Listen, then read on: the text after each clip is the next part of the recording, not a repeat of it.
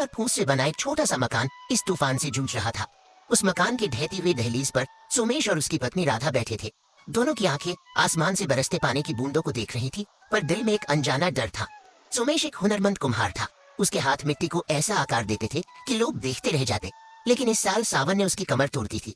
लगातार हो रही बारिश के कारण उसके आंगन में रखी सारी कच्ची मिट्टी बहकर कीचड़ में तब्दील हो चुकी थी। जो बर्तन उसने कड़ी धूप का इंतजार करने के लिए शेड के नीचे रखे थे, वे नमी के कारण गल चुके थे।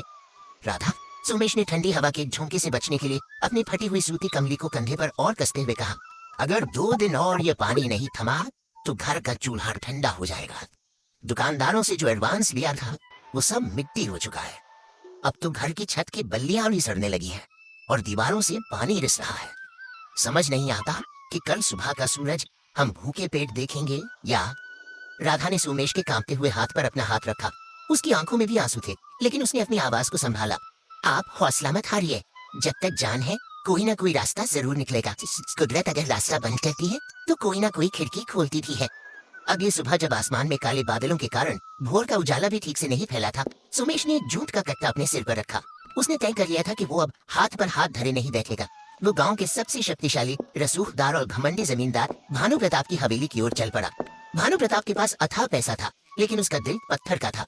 इन दिनों उसकी एक नई कोठी बन रही थी, जहाँ ईंटें और भारी खंभे ढोने के लिए मजदूरों की जरूरत थी। जब सुमेश हवेली के ऊंचे दरवाजे पर पहुंचा तो भानु प्रताप अपने बरामदे में बैठकर हुक्का गुड़गुड़ा रहा था। सुमेश ने झुककर प्रणाम किया और कांपते स्वर में कहा, मालिक, राम राम। सुना है आपकी नई कोठी पर काम चल रहा है। मुझे कोई भी मजदूरी का काम दे दीजिए, मैं दिन रात एक कर दूंगा, पर मुझे काम की बहुत सख्त जरूरत है। भानु प्रताप ने हुक्के का धुआं हवा में उड़ाया और सोमेश को सिर से पैर तक घूर कर देखा। उसके चेहरे पर एक कुटिल मुस्कान आ गई। अरे सोमेश, तू वही है ना जिसका इस गांव में कोई अता पता नहीं है? न कोई जात, न कोई बिरादरी, अनाथ, आवारा। पूरा गांव तुझे अपशकुनी कहता है कि तू जहां जाता है वहां सिर्फ बदकिस्मती आती है। मैं भला तुझे अपनी इतनी शुभ कोठी के काम पर क्यों रखूं? सोमेश के आत्मसम्मान को ठेस पहुंची, पर पेट की भूख बड़ी होती है। उसने हाथ जोड़े। मालिक, लोग क्या कहते हैं मुझे नहीं पता, मैं बस अपनी मेहनत बेचना चाहता हूँ, मुझ पर रहम कीजिए। भानु प्रताप ने कुछ सोचा और बोला, ठीक है, रख लेता हूँ, पर मेरी एक शर्त है। अगर इस बारिश का बहाना बनाकर तूने एक दिन भी छुट्टी की या काम में ढील दी तो मैं तेरी चमड़ी उधेड़ दूंगा। और हाँ, दिहाड़ी आम मजदूरों से आधी मिलेगी। सुमेश के पास हाँ कहने के अलावा कोई चारा नहीं था। सुमेश भारी बारिश, कीचड़ और हड्डियों को कंपा देने वाली सर्द हवाओं को चीरता हुआ जमींदार के भट्टे पर पहुंचा। चारों तरफ सन्नाटा था, सिर्फ ईंटों के गिरने और मजदूरों के हाहाकार की आवाजें आ रही थी। जैसे ही सोमेश ने भट्टे के अहाते में कदम रखा, वहाँ पहले से काम कर रहे मजदूरों ने आपस में कानाफूसी शुरू कर दी। देखो भाई, ये मनहूस यहाँ भी आ गया। एक बुजुर्ग मजदूर ने फावड़ा चलाते हुए तंज कसा। इसके पैर जहाँ पड़ते हैं लाजिया। उसने कहा, मेरा घर छोटा है और मिट्टी का है, छत भी रगड़ती है, लेकिन अगर आप लोग चाहें तो वहाँ चल सकते हैं।